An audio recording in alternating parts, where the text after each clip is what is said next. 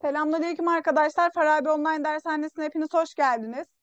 Bu videomuzda sizlerle birlikte B2 kitabımızın 3. ünitesine geçiyoruz arkadaşlar. Beceriler kısmında duyguları ifade etme, özgün fikir görüşlerini anlattığı metinleri yorumlama, dil bilgisi konumuz olarak da ettirgen fiiller, zarf fiiller ve edatlardan bahsedeceğiz arkadaşlar. 3. ünitemizin A bölümü ruh halleri ve karakterler. 3. ünitemizde dil bilgisi konusu olarak ettirgen çatılı fiillerden bahsetmiş olacağız arkadaşlar. Dinletti, kızdırdım, yıkatıyor musun, kızartmadım kelimeleri verilmiş. Onlara güzel bir şarkı dinlettim, kirli çamaşırları yıkatıyor musun, onu çok kızdırdım, patatesleri kızartmadım şeklinde dil bilgisi konularımızı içeren cümleler verilmiş arkadaşlar. Hazırlık çalışmasında sakin, mutlu, şaşkın, üzgün, tedirgin, kararsız, düşünceli gibi bazı duygu ifadeleri verilmiş. Bunları eşleştirmemiz isteniliyor arkadaşlar. Birinci resimde görmüş olduğunuz gibi sakin bir insan var. İkinci resimde düşünceli bir insan var. Üçüncü resimde şaşkın birisi var. Dördüncü resimde mutlu birisi var. Beşinci resimde üzgün bir insan var. Altıncı resimde tedirgin.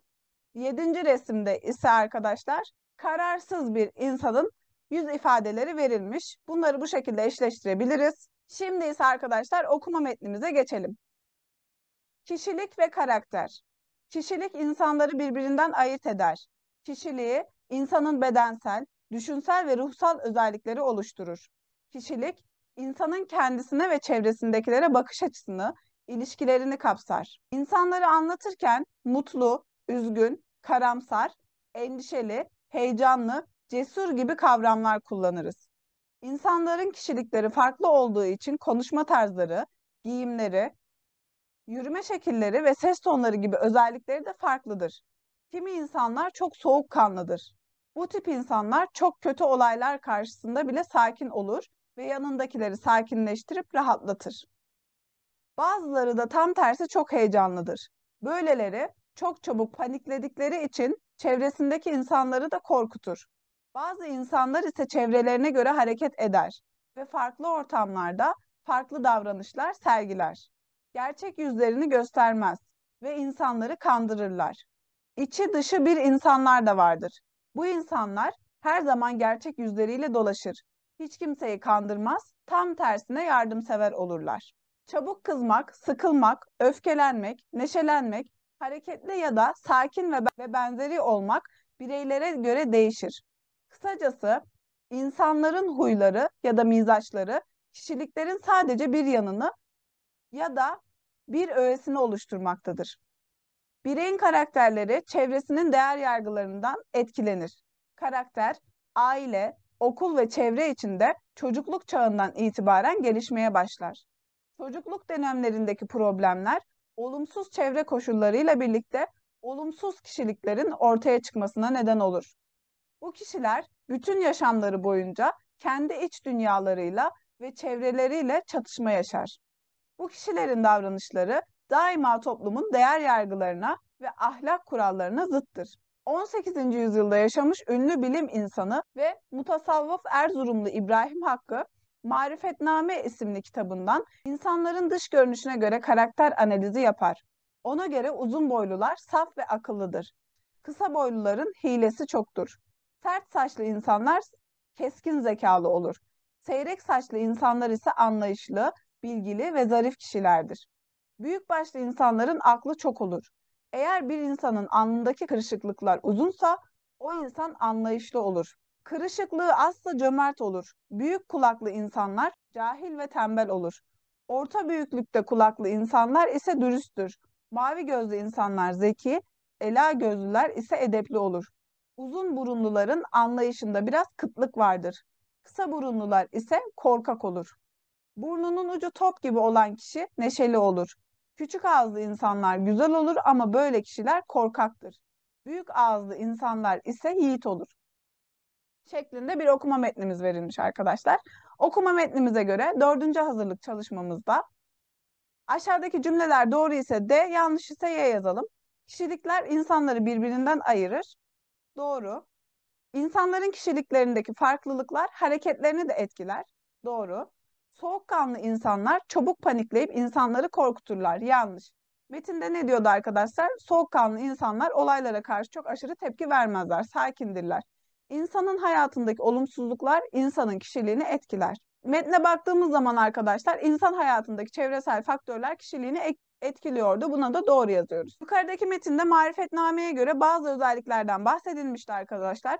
Dik ve sert saçlı, uzun saçlı, seyrek saçlı, yuvarlak burunlu, uzun burunlu, kısa burunlu gibi bazı karakter özellikleri verilmişti. Buna göre kişilik tahlili yapmamız istenilmiş. Siz bunları kendiniz yapabilirsiniz. Ya siz konusunda ülkenizde insanların fiziki özelliklerine göre karakter tahlili yapılıyor mu anlatalım şeklinde bir hazırlık çalışması verilmiş. Şahsi fikrinizi bir kağıt kalem alarak yazabilirsiniz arkadaşlar. Evet arkadaşlar, şimdi dil bilgisi konumuzda ise ettirgen fiilimizi işlemiş olacağız. Ettirgen fiilimizden kısaca bahsetmek istiyorum. Biz ne demiştik arkadaşlar? Fiil çatılarını ikiye ayırıyoruz. Öznesine göre fiil çatıları ve nesnesine göre fiil çatıları olmak üzere. Etken fiiller, edilgen fiiller, dönüşlü fiiller, işteş fiiller öznesine göre fiil çatılarımızda yer alıyor. Nesnesine göre fiil çatılarında ise geçişli fiiller, geçişsiz fiiller, oldurgan fiiller ve bu videoda işleyeceğimiz ettirgen fiiller yer alıyor. Evet arkadaşlar, ettirgen fiiller geçişli olduğu halde dir, t, r ekleriyle tekrar geçişli yapan fiillerdir. Geçişlilik dereceleri arttırılmıştır.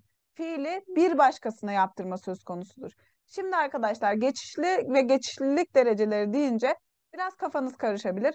Ama ettirgen fiilleri şu şekilde öğrenebilirsiniz. Fiili bir başkasına yaptırma söz konusuysa bu fiillere ettirgen fiiller denilir arkadaşlar. Ettirgen fiil, öznenin cümledeki işi başkasına yaptırdığını anlatan fiillere denir. Şimdi dır, te ve re ekleriyle yapılır. Dır, birçok tek ve çok heceli fiiller ile et ve ol yardımcılı fiilleriyle yapılan birleşik fiillere eklenir. Ne demek istiyoruz arkadaşlar? Kuaförde saçlarımı kestirdim. Fiil artıdır. Ettirgen fiilimiz. Müdür sekretere rapor yazdırdı. Fiil artıdı. Arkadaşım babasına kendisini affettirdi. Öğretmen öğrencilere kompozisyon yazdırdı. Fiil artıdır şeklinde yapılıyor arkadaşlar. Annem temizlikçiye pencereleri sildirdi. Fiilim sil. Dir, ettirgen fiilimin eki. T ise genellikle sonu ünlü ile biten fiillerden sonra gelir. Ancak yemek ve demek fiilleri bu kuralın dışındadır. Fiili bir başkasına yaptırma, yani eylemi bir başkasına yaptırma anlamı vardı değil mi arkadaşlar? Bu iki istisna fiilimiz arkadaşlar yedirmek ve dedirtmek şeklinde yazılıyor. Bu ek aynı zamanda R ve L ile biten iki heceli fiillere ve sonu K ile biten tek heceli fiillere gelir. Örnek veriyoruz. Fiil artı T ettirgen fiilim. Köpek çocuğu korkuttu. İşi bir başkasına yaptırma söz konusu. Yeni evimi boyatmadım. Bebeği uyuttun mu? Banyodan sonra saçlarımı kuruturum. Akşam yemeği için lokantada yer ayırttım. Akşam yemeği için lokantada yer ayırttım. Kılık kıyafetini düzeltmelisin şeklinde işi başkasına yaptırma söz konusu arkadaşlar. Öznenin cümledeki işi başkasına yaptırma anlamını taşıyan fiillerimize ettirgen çatılı fiil diyoruz. R eki ise çoğunlukla sonu ç, ş, t ile biten tek heceli fiillere gelir. Ancak çıkmak, doymak, duymak, doğmak, kopmak gibi bazı kural dışı fiillere de gelebilir. Kediye süt içirdim. Ağaçtan elma kopardım. Akşam yemeğini pişirdim şeklinde R eklerimiz gelerek öznenin fiili başkasına yaptırma anlamı kazandırmış oldu arkadaşlar. Hazırlık çalışmamızda ise aşağıdaki boşlukları örneklerdeki gibi dolduralım. Yani ettirgen fiil ile tamamlamamız isteniliyor. Dır, T ve R eklerini kullanacağız. Bu sabah döviz bürosunda para bozdurttum. Odama klima taktırttım. Öğretmen öğrencilere yarın bu metni okutacak. Hafta sonları berbere gidip saçlarımı kestireceğim. Kıyafetimi başkasına ütületmem, kendim ütülerim. Bu haber herkesi çok sevindirdi. Yarın sabah saat 7'de seni uyandırayım mı? Bu kazağı dün aldım ama değiştirmek istiyorum. Evin her tarafını temizlikçiye temizlettirdim. Bizi Berna tanıştırdı. Arkadaşım babasına yeni bir araba aldırttı.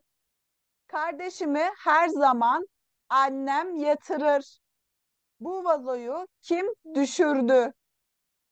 Her sabah ayakkabılarımı köşedeki boyacıya boyatırım.